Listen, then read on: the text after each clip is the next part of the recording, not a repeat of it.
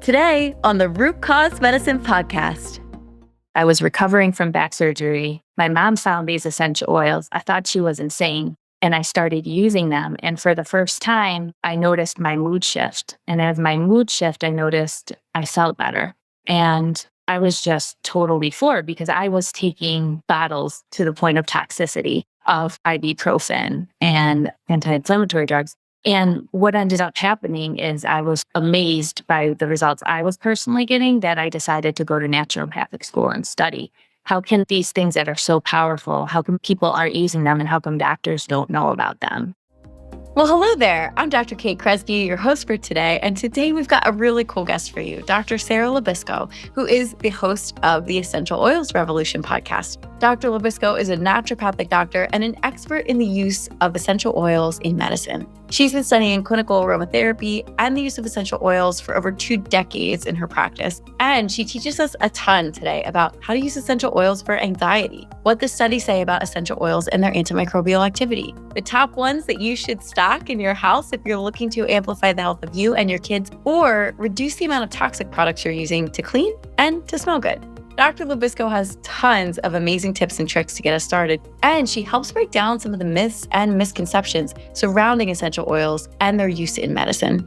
Before we get started, though, I want to talk to you about something that comes up pretty often on this podcast, and that, of course, is lab testing. You see, testing is one essential way to understand the root cause of an illness.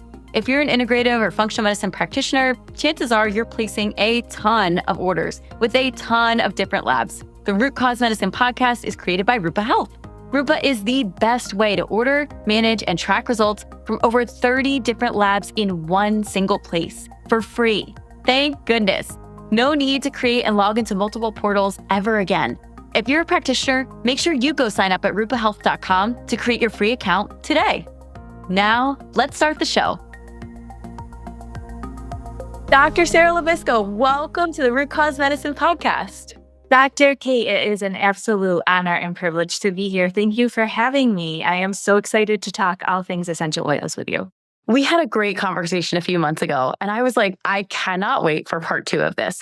You're an amazing naturopathic doctor. You've done a ton of research on essential oils, and in particular, you've written some really cool overviews of their uses in medicine. So, what's the number one thing you wish more people knew about essential oils? What I wish more, especially clinicians, would be aware of with essential oils is how they complement and how they can bring about better results with any clinical or holistic protocol that you have. They can actually help to modulate some of the activities that you're trying to do, whether it's inflammation, whether it's antioxidant, whether it's detoxification. There's so many different actions to essential oils. And if you use them in a responsible way, which most clinicians will, you can get some amazing results. So let's start with the basics. What are essential oils? How are they made? And what are they in terms of plant medicine? Those are the volatile compounds that are distilled from plant material, shrubs. Sometimes they come from resins of trees. And if they are citrus oils, a lot of times they are expressed from the rind. And essential oils are secondary plant metabolites. They are called essential because they're essential for survival. They are what the plant uses to defend itself, right? Because plants don't have arms or legs. Usually, there's about 300 constituents on average in essential oil, and they contain many different molecules. Can you walk our listeners through how you actually get an essential oil out of a plant and into a bottle? That's the distillation process. So that would be a lot of times through steam distillation. You take the raw plant materials, you put it into the distiller, and each essential oil has a certain temperature and a certain pressure that it needs to get the most active constituents out at an optimal level. So the pressure and the temperature will be adjusted based on what essential oil you're doing. From there, what ends up happening is the vapor that comes from the steam is what rises to the top, and that's the essential oil. And then the water that's left over, that's the hydrosol of the plant. And then the raw material obviously is left as the bottom part of the essential oil. You wrote a whole paper on the sense of smell and the part of the brain that affects it and why it's useful in chronic pain. And I know this is really close to your heart and a part of your story of how you became a doctor. Can you walk us through the science of how essential oils affect mood and pain sensation? And I would love for you to weave in some of your own story during that if you're up for it as well, because I think it's really powerful. Thank you. If we look at kind of the neuroanatomy of smell, we know that the sense of smell is the only sense that is actually directly connected to the brain, specifically to the amygdala, to the hippocampus, and to the thalamus. So we think about with smell, the connection between smell and memory. We know that the sense of smell is one of the first warning signs for things such as dementia. They've also noted it in Parkinson's disease. And what ends up happening is that when we inhale, say, an essential oil or any scent, it goes through the olfactory epithelium and into the olfactory cortex. And that will directly innervate into the axons of the amygdala to the hippocampus, and it will instantaneously cause a shift in our physiology. Also, it'll instantaneously cause a shift in our mood-based association because aroma, that's a survival instinct. We grew where we are today based on survival, knowing with our sense of smell what is dangerous and what is not. So that's why it's almost like an automatic reaction. And as far as for pain processing, there are cortisol receptors in the amygdala. Basically, what happens is when people are stressed, there's a pain processing defect. Or when people are in pain and they get stressed and there's an emotional component with the pain. And what I found for me too with essential oils and also using them in practice is if we can get that anxiety, that pain down and calm the person down and calm their nervous system down, it also helps remodulate the nervous system tone. So for me specifically, I had chronic back pain issues. I had emergency surgery. I didn't know that I had a herniated disc for a long time because I was so young, since I was 14. And they finally found it, and I was basically on the ground, couldn't move, and I had emergency surgery. And I was very conventionally oriented for a long period of time. And I was going to either be a pharmacist, I was going to be a physician assistant. And what ended up happening is I was recovering from back surgery. My mom found these essential oils. I thought she was insane. And I started using them. And for the first time, I noticed my mood shift. And as my mood shift, I noticed I felt better. And I was just totally floored because I was taking bottles to the point of toxicity of ibuprofen and anti-inflammatory drugs. And what ended up happening is I was amazed by the results I was personally getting, that I decided to go to naturopathic school and study. How can these things that are so powerful, how come people aren't using them and how come doctors don't know about them? So that's kind of my story, and also about how the sense of smell is so connected to the part in the brain related to emotions, as well as our stress response, as well as our pain processing. I want to know, what types of essential oil have evidence for being calming? Especially for anxiety, probably inhalation is the fastest response that you will get. So even if someone just opens a bottle and just smells directly from the bottle, that is one way they can use it. They can take 1 or 2 drops, dilute it. Usually 1 drop in a tablespoon of carrier oil is the guidance point for what you want to use, so that you're diluting the oil and you're not causing any skin irritation. But you can also do that and put it on your wrist or behind the ears, and you can smell it throughout the day. The carrier oil actually helps keep the oil from evaporating as fast. So that's another option for them. Probably lavender has the most research for its ability to be calming and for anxiety. They've done head-to-head trials with Selexin, which is a German actually drug. What is a standardized lavender essential oil to linalool acetate and linalool. And they've done head-to-head comparisons with benzodiazepines, and lavender was just as effective. Now, this is by mouth, actually. It's the equivalent about 3 to 6 drops if you're doing 80 milligrams to 160 milligrams. But there's also a lot of studies with bergamot and how bergamot impacts things such as heart rate variability. They've done studies with bergamot for people in cardiovascular surgery and all different, conditions. And bergamot has caused a physiological change in blood pressure, skin parameters, when they've done all these different physiological testing to see, is it just shifting the mood or is it also changing our physiology? So it's not only just calming the brain, it's also calming the body.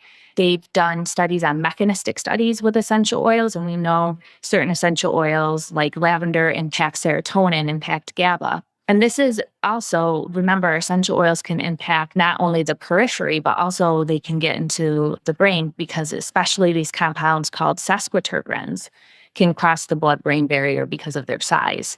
Another one that I love recently is coriander. That contains linalool just like lavender, but it also has digestive properties. So if people have nervous stomachs and they need to calm down, I love using coriander.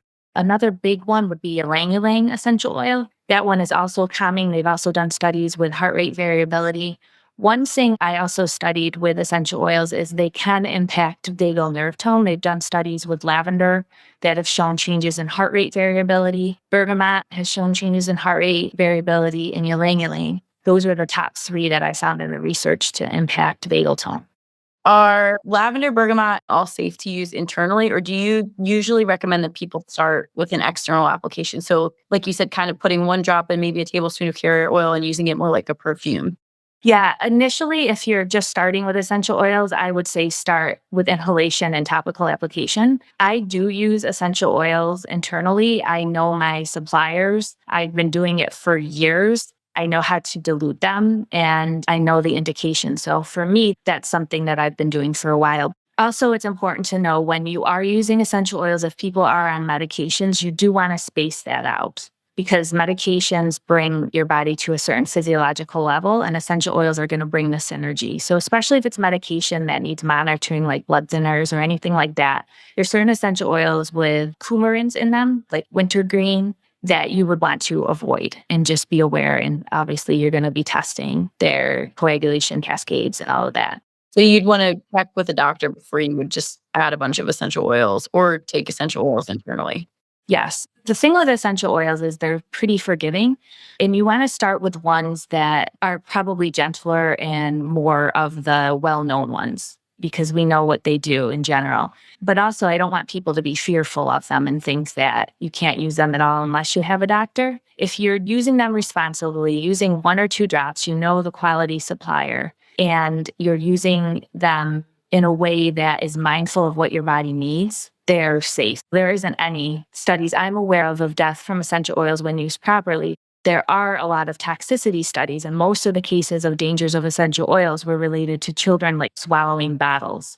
If they would take, the parents would leave them out and the kids would be swallowing. It smells like wintergreen. It smells like peppermint. It looks and smells kind of inviting for a little one, and they would drink the whole bottle. And that was a lot of times what would cause the toxicity and fear that was in the media. But a lot of times these kids even recovered after they've been hospitalized. And again, it's a case of overdose versus toxicity. So again, I think there's a lot of fear out there with essential oils. Oh, they're so powerful. You know, you get the, oh, they're so powerful, or they don't work at all. That's witch medicine. And then a lot of people are kind of thinking on both ends of the spectrum, but they are nature's medicine. They are powerful, but they're also very balancing. And when used properly, I believe they're generally safe and empowering for the individual to incorporate into their life.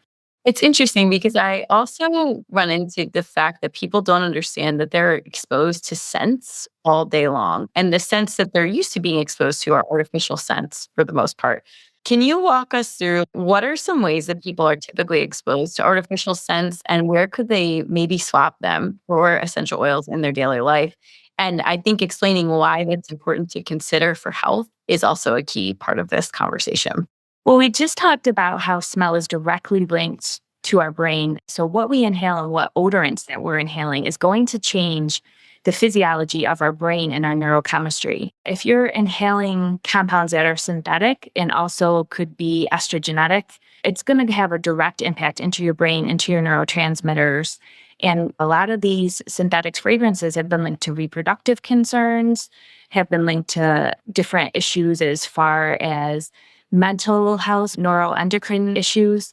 So we want to be really careful about what we use. A lot of those synthetic, like little tree air fresheners people put in their car or the plugins, a lot of times those artificial fragrances are endocrine disruptors. And what I have asked my clients to do is to get rid of all of that. And I don't know if I want to use brand names, but you don't want to use like the carpet fresheners or the furniture fresheners. You can use like 1 or 2 drops of essential oil, mix it in some water and just spray. You can get a vaporizer of essential oils. You can get a diffuser of essential oils. And that can help with people to actually help with the air quality, to help also bring in some moisture into the air. If people are in mold, I actually advise not to get the diffusers that have the water in them. I actually advise to get more of the ones that are just electronic, or that you can use cotton balls because you don't want to humidify the air. So that's something to consider.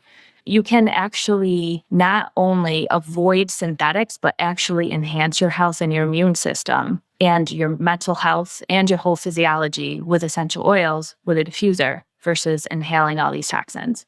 And a lot of times these essential oils also neutralize microbes that are in the air. They also help to neutralize some of the toxins. So those are additional benefits. So you get all side benefits versus side effects that you would get from synthetics. I think just a short list of stuff that has synthetic scents. Like you said, the carpet fresheners, synthetic air fresheners, candles, perfumes, body sprays, pillow sprays, cleaners that are scented. When you're using a bathroom cleaner, for example, there's so many things that have scents in them, and we're getting more and more data that these artificial scents are endocrine disruptors, just like Dr. LoBisco said. So I want some examples like you're saying, okay, you can make your house smell good in a way that actually enhances your health rather than detracts from it. So I'm curious, what are some of the ingredients you might diffuse to not only improve the scent of the air, but maybe reduce the amount of toxicants that you're being exposed to? You kind of think of the spice oils. Those are probably the most researched for their antimicrobial effects, but essential oils in general are antimicrobial. They're also immune modulating just because of the many constituents they have. They've done in vitro studies as well as human studies that they impact not only the innate immunity as well as adaptive immunity. Probably some of the most famous studies are what they call with forest bathing or phytonicides. What the trees are actually emitting, that smell, those pinings are what are called as phytonicides, and those are creating the lowered cortisol, the increase in natural killer cells, and the mood elevation that are happening in some of those forest bathing studies. And they've done studies in hotel rooms with just the essential oil and have seen that effect as well. Wow. I know, isn't that cool? What blend do you buy to mimic that? Forest blend? Yeah, so I will tell people, because we're not getting outside enough, to bring the outdoors indoors. So fir oils, some of my favorites are like balsam fir, tree oils like cedarwood, juniper, all these different, whatever the person's favorite smell is. I like juniper. It's got that grounding. It's got those phytonicides in it. It's also, juniper is also been studied to impact brain waves and help with mood. So it actually increases beta wave potential. So that can help with focus. Cedarwood is calming. There's also been studies that's been helping with focusing. I mean, if you figure if you're less stressed and your cortisol levels are going down. I want to also say, though, essential oils tend to be modulating. They're amphoteric, which means they're balancing. And that amphoteric came from the word initially in chemistry that it acts as an acid and a base. But essential oils do similarly act in our body. So they tend to bring balance in a certain way. So it isn't just that they're going to lower cortisol. If someone's cortisol is low and we have to avoid them, but they'll have these other benefits. And if the cortisol doesn't need modulating, the essential oils won't bring it down lower. When you're counseling people about how to detox their cleaning supply cabinet and how to switch over to essential oil blend, what are some of your favorite ones to recommend? I'm not a big DIYer, but there are some really great DIY cleaning blends. Like what you said, with white vinegar, you add the essential oil, any essential oil, lemon's popular. A lot of essential oil companies have what they call a thieves blend. And that's a combination of rosemary, eucalyptus, lemon, and clove for the most part, and then some additional or have kind of a variation with that.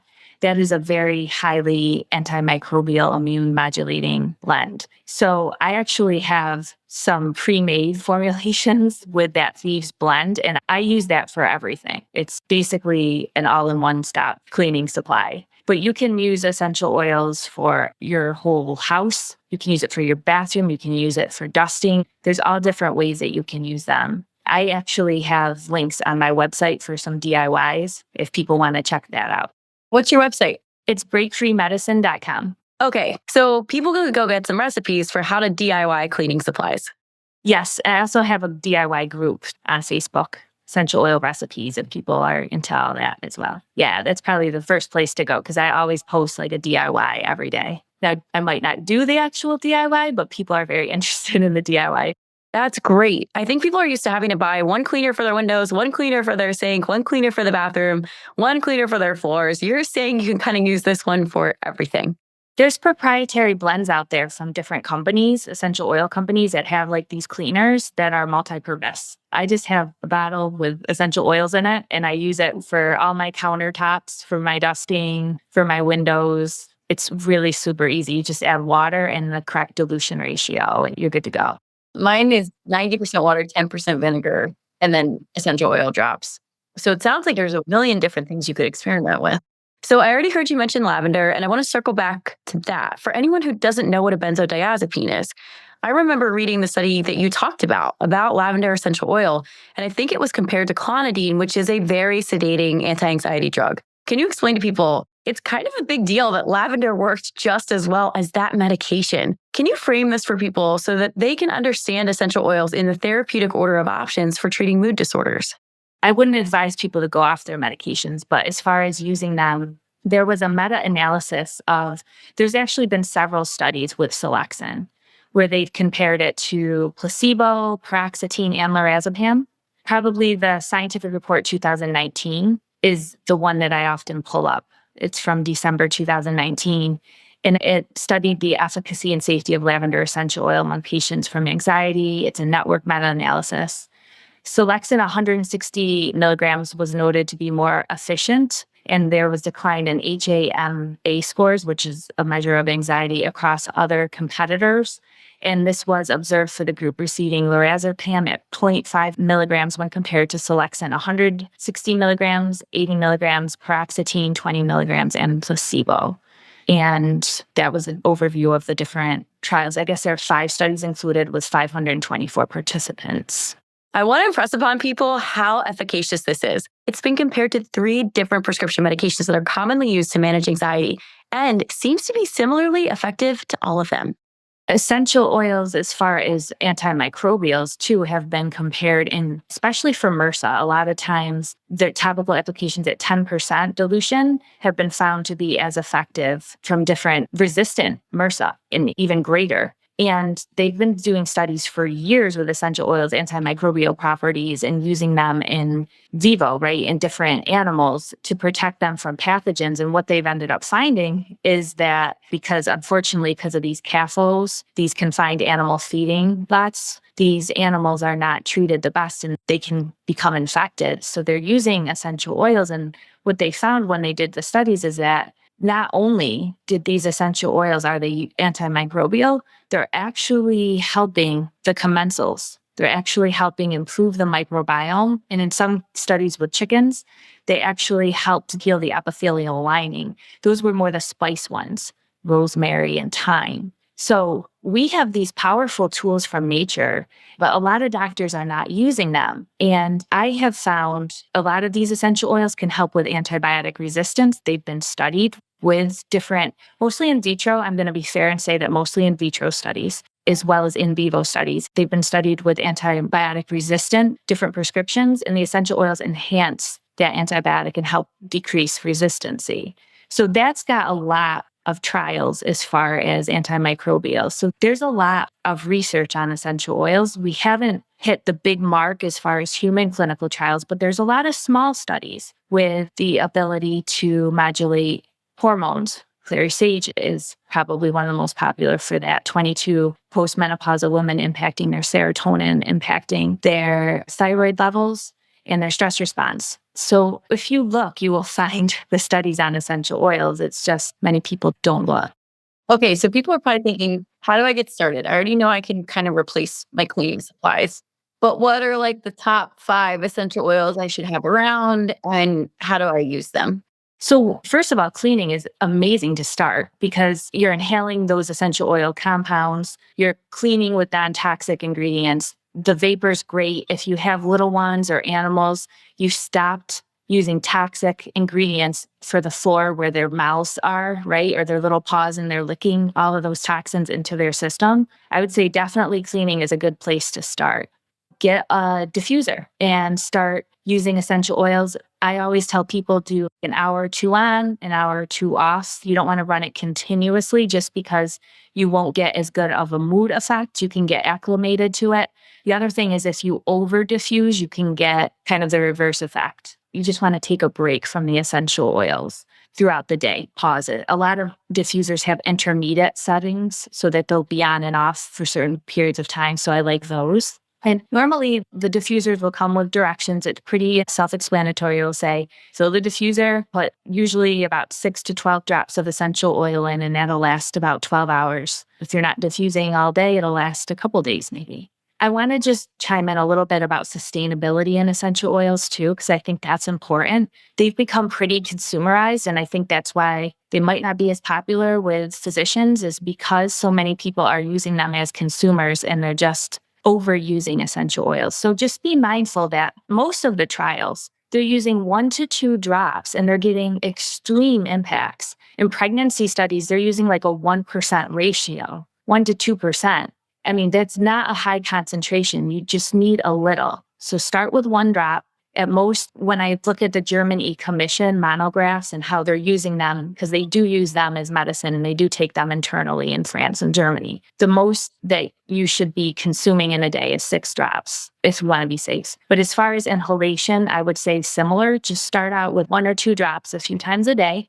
Basic ones to have. Go by what you like. I'd say is the most important thing, because if you're smelling something that's supposed to be calming and you hate the smell, or there's a memory-based association that's negative for you, it's not going to be calming. Most people do well with lavender. Most people do well with a citrus oil. Most people do well with some sort of immune spice oil. I like to have a digestive. Peppermint is, we didn't even talk about peppermint, but that probably has the most, like it's meta-analysis of peppermint for IBD. EMC 2019 has a good meta-analysis, 8 studies. Number needed to treat was 3 for relief in pain syndrome, I believe. And if you compare that to say like number needed to treat was 3 for global symptoms and 4 for abdominal symptoms. This was in 12 clinical trials of 835 subjects. And that's MC complementary alternative medicine. If you compare that to statins, which is like 50, and that's still considered effective, here we only have 3. So that's the number that you need to treat to get an effective response. You just said statins is 50? Around that. It depends on if it's primary prevention and they've had a heart attack or if they haven't had a heart attack. And a lot of times the number needed to harm for essential oils is very minimal. Worst case scenario is you overuse them, you get a headache. That's something to keep in mind too. If you're diffusing and you're getting a headache or you're going to the bathroom a lot, pee a lot, because essential oils do get detoxified through the liver and through the kidney, through the respiratory tract. Just decrease the dose. You and I are researchers, so we know what number needed to treat means. But for anybody at home who's listening, number needed to treat means how many people need to take this intervention in order for one person to have a clinical benefit. Number needed to treat with statins is around 50, as Dr. LoBisco just said, which means 50 people have to take a statin in order for one of those people to have an actual benefit. Number needed to treat of 3 is very impressive for any clinical intervention. Most of our vaccinations have a far higher number than that. Most of our other pharmaceutical interventions have a much higher number needed to treat than that. So this is really robust science and really kind of gives credence to this very unlikely to hurt, very likely to help moniker that we tend to give natural interventions like essential oil. You look at the Germany monographs, anybody can do that from the American Botanical Council. The Germany Commission is like the FDA of Germany, and they have monographs on how to use fennel oil, different essential oils in there, both internally, topically, and in preparations. They have done their research. These are medicines over there, and they wouldn't get that way if there wasn't the science to follow them.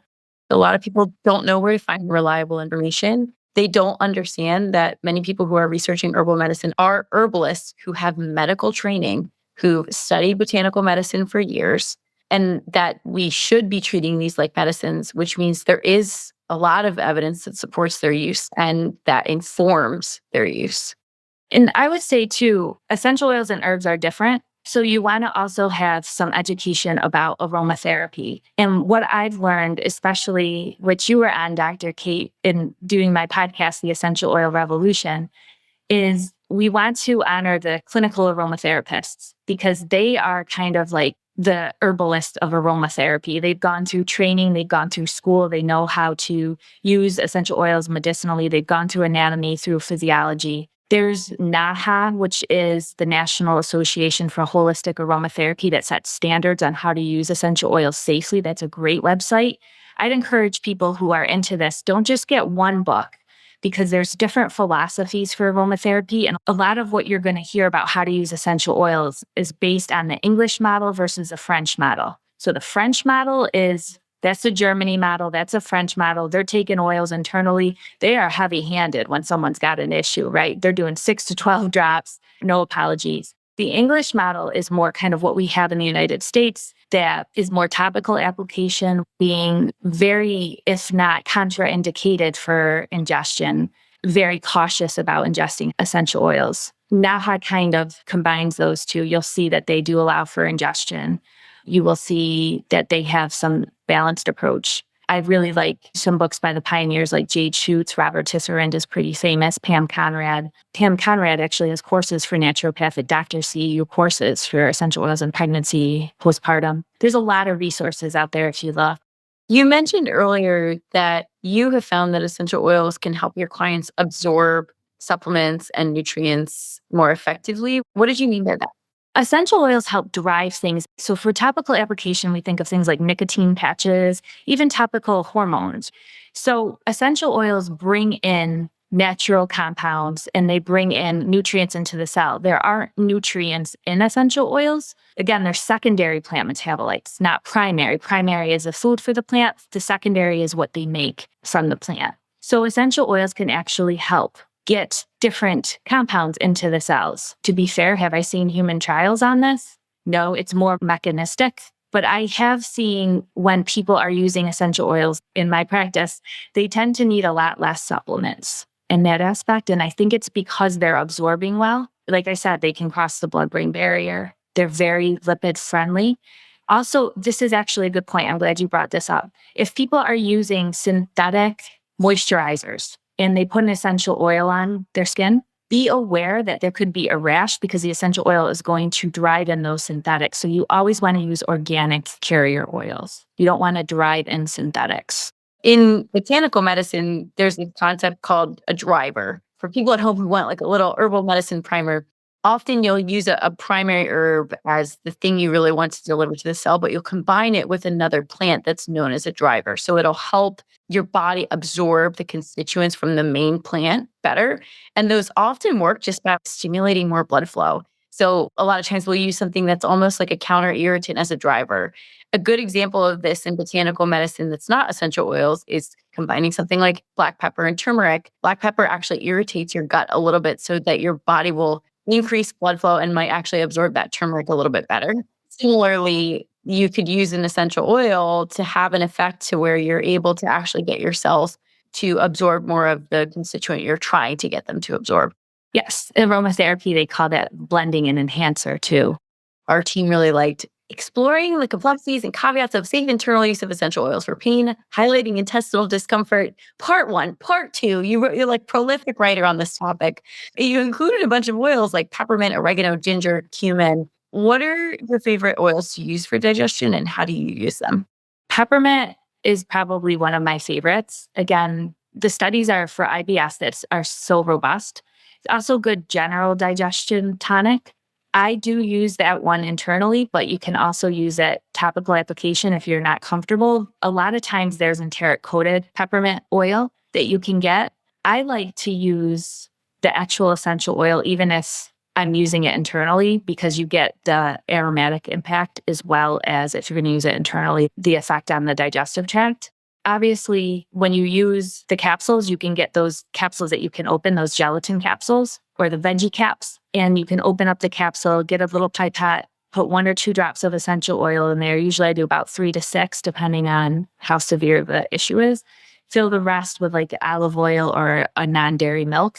And that'll help kind of get it past the stomach, so it's not all digested in the stomach into the gut. So you could do that with peppermint. Fennel has evidence for that. German E-Commission to take it internally. Fennel's great for respiratory issues as well as digestive issues, is also great for cramping, bloating, all of those. Cumin is an overlooked one. Cumin actually had some impressive benefits for digestive issues. I believe there was one study with cumin. It was 10 drops twice daily for 4 weeks of cumin oil for abdominal pain, bloating, incomplete defecation. So people had constipation, basically an urgency. And it significantly decreased with the cumin extract and also the 2% essential oil for reducing symptom severity of IBS. So cumin, which is a spice, also has some good evidence. And ginger is really great for nausea and vomiting. It's also really great for pain and inflammation. That's just inhalation is best for if someone's nauseous for ginger oil. There's also some really good proprietary blends out there from some good companies. They'll usually say they're digestive blends that are combination. I do like those. What are some of your other favorite oils? My other favorites, I've kind of been studying, so I'll try different ones that maybe aren't as well known. But I started with some of my favorites that I still use are peppermint, lemon, lavender, ylang ylang. I love that's a real balancer, harmonizer. Great for people with blood pressure issues. There's several clinical trials with that. The smell is good. It's a great perfume. Rosemary for memory. I do use cedarwood. I do have frankincense. Those are some of my favorites. You got your spice oil, your citrus oil, a calming oil, maybe a resin oil from fir trees or something like that. Those are probably the basic ones to start with. And most companies have a starter kit, or like you're getting them from Europe, they have like suggested starter kits and things like that. So people can kind of know which ones to start with. How do people choose a quality essential oil, and what should they look for as being included? And then what are some things that you don't want to see in an essential oil? This is where we have to do our research, unfortunately. We still have to do our homework. We have to ask the company. A lot of people are saying, you just get the mass spectrometry chromatography, which the MSCS will tell what the actual active constituents are in the oils. But the problem with that is it doesn't tell you if it's synthetic or if there's additive spikes to get those actual compounds to look right in the standardized. Standardized does not equal quality, and it does not equal safe and natural. So I think that's something to be aware of. So you kind of have to see the company, how they raise their plants, what they're doing as far as sustainability, what they're doing for third-party testing. If they have available some of those different tests, even some companies have the material data safety analysis of the essential oil. Those are things kind of where you have to do your homework. I've actually gone and actually looked at some farms, so I know the companies that I use. Their farms, they use organic. They're using organic field seeds. They're distilling at the right time of day for the active constituents. I know that a lot of us like local because we think of we should eat local because that's supporting our local environment. They're probably more nutrient dense. The same isn't necessarily true for essential oils because plants actually produce different constituents based on where they're located. So you want to consider that if you're getting, say, a frankincense from Utah versus, say, out in Somalia or some Arabian country where they have more of the natural constituency, or if the company is doing stuff to actually offset the active compound. So there's a lot of research there that goes into it. I do break down that in my one article that you already mentioned, Dr. Kate, for looking for different quality components for essential oils. But comes to that you have to trust the company. And again, if you get those aromas from some of those books from aromatherapy pioneers, they have companies that they recommend listed in the back. So that makes it easy too. And usually if you're getting them from Europe, you're probably pretty safe because they have more standards than we do in the United States. Interesting. I'm guessing too, when you look at the ingredients on essential oils, it should just say the plant. There shouldn't be any other things in the ingredients list of an essential oil blend, right? And it should probably have at least the Latin name with the species, the genus, and if it's in the chemotype, if possible. So if it's lavender angustifolia, CT-linalool acetate, sometimes you can't get that, but at least the genus and the species. For parents who are thinking, what are the things I should have on hand for my little ones? It seems from everything you've told me so far, I would think I'd want peppermint, lavender, lemon, and maybe Thieves blend to clean with. Is there kind of like a kiddo starter kit you tend to think of? Kids, you got to be, especially under the age of 2, you got to be more careful with things like peppermint and how you're applying them. And you do want to do mostly diffusing in the beginning, just for safety. And you definitely want to dilute more than you would if you're going to apply them topically. But I love the ones that you listed. And it depends on the aromatherapist and their comfort with the essential oil, if they're going to use some of the stronger oils on little ones. If you do, you're going to super dilute them. A lot of times they stick, especially for infants and such, you're going to stick with diffusing and it's not going to be for a long period of time. But the mom can apply it on her and then the baby gets the smell. And remember, smell is bringing in those compounds into the system too. So everybody's so scared of ingestion, but really most of the studies are on inhalation and how they're systematically affecting us. I'm kind of wondering if inhalation is even more powerful and we're all worried about taking them internally. Just FYI, but that's not proven. That's just my take on what I've looked at. Interesting. It's been a gnarly cold and flu season the past few months, at least in the US. And I'm curious, I used to get people asking me, I think I'm getting sick. What should I do? What should I put in my diffuser? What's your answer to folks who ask you that? It would be great to do one of the fir oils or one of those spice blends. Those are really good antimicrobials, and citrus and anything that just calms them down, right? Because stress in the immune system is not a good mix. We don't want that happening. But again, like I said, when I looked at that molecules review from 2019 on the antimicrobial properties of essential oils, it was fascinating. We're seeing lavender. You wouldn't expect that. Essential oils are forgiving. You can't get it wrong, especially if you like the scent, because then that is just going to cause your nervous system to create all these positive neuroendocrine effects because of that association. We didn't even get to smell and memory and smell association and the Proust phenomenon and all that. But there's a ton of research on there on the cognitive enhancing and the neuroendocrine modulating impacts of essential oil just from aroma alone and how that impacts our whole physiology and balances that out. The what effect? Proust, Proust. It's from the author, Proust, and it was based on the memory association of smell he wrote about. I might get this wrong. I think it was chamomile tea and his grandmother. They call that because when we smell something, it instantaneously, there's a memory-based association with our neurological system.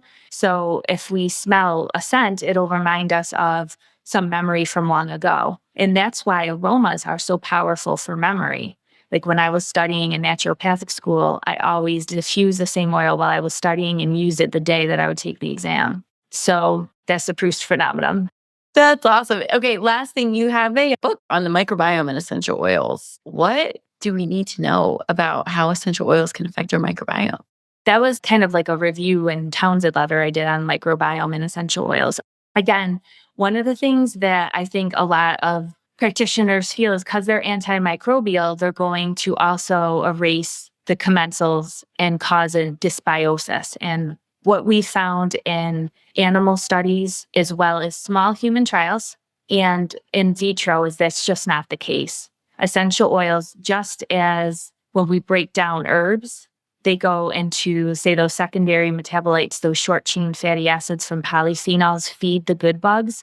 Essential oils also kind of tend to do that as well. So we can't think black and white. We can't think in an allopathic lens of that a chemical constituent that's aimed at killing one bug. Yes, that might cause dysbiosis and we need a probiotic. But as far as essential oils, from the research that we have so far, mostly in animal studies, we have seen that they actually help not only decrease pathogens, but actually help with the commensals. And they can also have all of these other effects at the same time. Antioxidant, bring down the inflammation, calm the stress response, build up the immune response. We have that all available to us with essential oils, and microbiome is a big thing. And if somebody is using maybe an antibiotic, there are studies out there with certain essential oils, mostly your spice oils and tea tree, that's going to help with any issues after with antibiotic resistance. So if any of my clients say we're taking an antibiotic, we would usually finish that off with a couple of days of an essential oil and a probiotic. So commensals, for the people who are listening who may not know what those are, commensals are kind of your neutral bugs, and then your probiotics are your good bugs. And from what Dr. Sarah is saying, it sounds like the essential oils can kind of go after the bad bugs selectively, and they leave your good neutral bugs alone, more so than an antibiotic would, where an antibiotic tends to kind of kill a lot of things at once. If you get to the infection early, this is kind of for the practitioners, they decrease quorum sensing. So that makes the bacteria less pathogenic and less hard to get rid of and breaks up the party of them multiplying, basically. People are going to want to know where they can go to learn more from you. Can you tell us? I have my website, which is breakthroughmedicine.com. I do the Essential Oil Revolution podcast where I interview experts like Dr. Kate, and I've had some great clinical aromatherapists, pioneers in aromatherapy. I've had some amazing functional medicine and naturopathic doctors on. And we talk about how to use essential oils clinically and for clinical conditions, as well as how to use them at home. So that's probably a good place to find me. I also do posts on some of the major key points from the podcast on my website if you go to the blog. Thank you so much, Dr. Sarah LoBisco, for being here with us today. Dr. Kate, thank you so much. You're just an incredible doctor. I love your mission and how you are educating practitioners at Rupa and your passion for mental health. I share that too. And thank you for what you're doing for that. I really appreciate you. We'll keep doing it together. Oh my goodness, thank you so much for listening to today's episode. We have one quick favor to ask you before you go. If you loved today's conversation, would you mind leaving us a 5-star review on whatever podcast platform you're listening on right now? Our whole goal is education. So positive reviews are actually the number one thing that help new people discover the show. You're amazing, and we appreciate it so much. We'll catch you next time on the Root Cause Medicine Podcast.